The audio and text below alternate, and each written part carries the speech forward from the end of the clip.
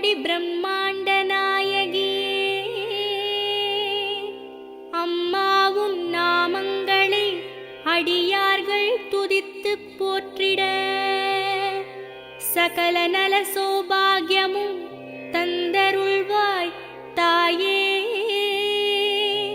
ஷண்முகன் கணபதியின் அன்னையே வாழி.